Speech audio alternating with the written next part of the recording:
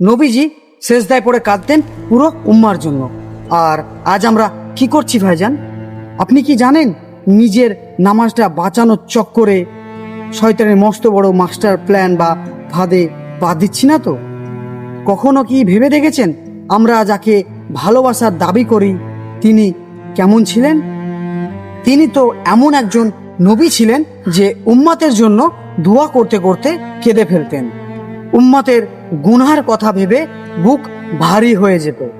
তিনি চাইলেই বলতে পারতেন, যারা আমার কথা মানবে না তারা তাদের পথ দেখো। কিন্তু ভাইজান তিনি মানুষের হেদায়েতের জন্য নিজের জীবনটাকে বিলিয়ে দিয়েছিলেন। কুরআনে আল্লাহ সুবহানাহু ওয়া তাআলা স্পষ্ট করে বলে দিয়েছেন যে মানুষের অবাধ্যতা ও দূরে সরে যাওয়া তাকে কষ্ট দিত।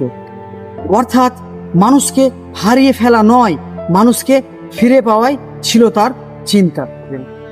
আর আমরা আজ কত সহজেই বলে ফেলি ওরা বুঝবে না, ওদের সাথে মিশে লাভ নেই, ওদের ছেড়ে দাও। ভাই, এটা কি সত্যি নবীর মানসিকতা? একটু চিন্তা করুন, একটু কল্পনা করুন। আপনার এলাকার একজন সাধারণ মানুষ 5 ওয়াক্ত নামাজ ঠিকমতো পড়তে পারে না, দিনের জ্ঞানও খুব কম, কিন্তু সে প্রতিদিন মসজিদে আসে। সে আপনাকে দেখে, সে আপনার আখলাক দেখে, সে আপনার নামাজ দেখে। আপনার কথা শুনে সে ধীরে ধীরে দিনের পথে অগ্রহী হয়। কিন্তু সে একদিন দেখলো যারা সুন্নাহর কথা বলতো, কোরআন ও হাদিসের কথা বলতো, তারা সবাই মসজিদ ছেড়ে চলে গেছে। তখন সে কার কাছ থেকে শিখবে, কার কাছ থেকে জানবে, কার কাছ থেকে সত্যটা জানবে? কে তার হাত ধরে আল্লাহর পথে এগিয়ে নিয়ে যাবে? ভাইজান, আজ অন্য কাউকে নয়, আজ নিজেকে একটা প্রশ্ন করি, আমার কারণে একজন মানুষ কি ইসলামের কাছাকাছি এসছে? নাকি আমার আচরণে কেউ ইসলামের মানুষদের সম্পর্কে খারাপ ধারণা নিয়ে ফিরে চলে গেছে? আমার কারণে কি কারো হৃদয় জোড়া লেগেছে, নাকি আরও একটা দূরত্ব তৈরি হয়েছে? আমি মানুষকে কাছে টানি নাকি মানুষকে দূরে ঠেলে দিই? কল্পনা করুন ভাইজান, কিয়ামতের দিন সূর্য মাথার একদম কাছে, মানুষ ঘামে ডুবে আছে, কেউ কারো খবর রাখে না। বন্ধু বন্ধুকে ভুলে গেছে, ভাই ভাইকে ভুলে গেছে, সন্তান মা বাবাকে ভুলে গেছে, সবাই শুধু নিজের চিন্তায় ব্যস্ত। আর সেই সময় একজন মহান ব্যক্তি তার উম্মতের কথা ভাবছেন।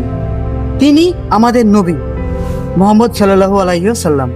আমরা কি এমন উম্মত হতে চাই যারা দুনিয়াতেই একে অপরকে ছেড়ে চলে গেছে, নাকি এমন উম্মত হতে চাই যাদের হৃদয় একে অপরের জন্য এখনো ধড়ফড় করে?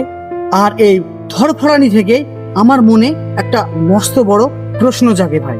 আল্লাহ তো আমাদের নাম রেখেছেন মুসলিম, কিন্তু আমরা আজ নিজেদের সুন্নাহর অনুসারী প্রমাণ করার জন্য অজান্তেই কি নতুন কোনো ব্র্যান্ড বা আলাদা কোনো দলের লেবেল গায়ে লাগাচ্ছি না তো? আহলে হাদিস বা অন্য কোনো নামে নিজেদের ভাগ করে উম্মার দূরত্ব কি আমরা বাড়াচ্ছি না? এই ব্র্যান্ডিং এর কি আসলেই দরকার ছিল? এটা নিয়ে ইনশাল্লাহ খুব তাড়াতাড়ি আপনাদের সামনে একদম খোলাখুলি আলোচনা করব। তবে আজ শুধু এটুকুই বলি ভাই, মানুষকে ছেড়ে চলে যাওয়া সহজ, কিন্তু মানুষকে সহ্য করা কঠিন। দূরে দাঁড়িয়ে সমালোচনা করা সহজ, পাশে দাঁড়িয়ে সংশোধন করা কঠিন। নিজের একটা ছোট্ট গণ্ডি বানিয়ে নেওয়া সহজ, পুরো সমাজের দায়িত্ব কাঁধে নেওয়া কঠিন। কিন্তু নবীদের পথ কখনো সহজ ছিল না। নবীদের পথ ছিল ধৈর্যের পথ, ভালোবাসার পথ, মানুষের হাত না ছাড়ার পথ। তাই আসুন ভাই, আমরা শুধু নামাজের সুন্নাহ নয়, ভালোবাসার সুন্নাহ শিখি।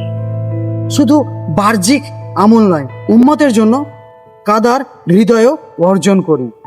শুধু নিজেদের জান্নাতের চিন্তা নয়, আমরা ভাইদের জন্য হেদায়েতের চিন্তা করি।